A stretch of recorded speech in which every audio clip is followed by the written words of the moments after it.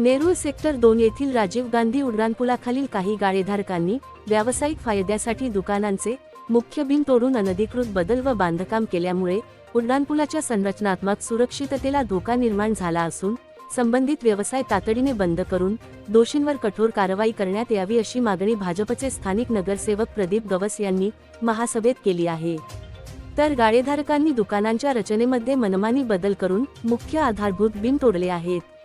या अनधिकृत कामाकडे वारंवार लक्ष वेधूनही प्रशासनाकडून दुर्लक्ष झाल्याचा आरोप गवस यांनी केला।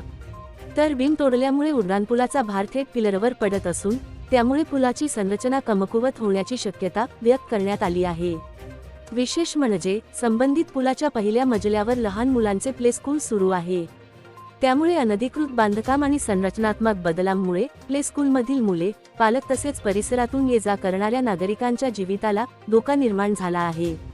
सार्वजनिक मालमत्तेचे नुकसान रोखण्यासाठी संबंधित अनधिकृत व्यवसाय तातडीने बंद करण्यात यावा, तसेच महापालिकेच्या अभियांत्रिकी विभागामार्फत उड्डाणपुलाचे तातडीने संरचनात्मक परीक्षण करून अनधिकृत बांधकाम निष्कासित करण्यात यावे अशी मागणी नगरसेवक प्रदीप गवस यांच्यातर्फे करण्यात आली।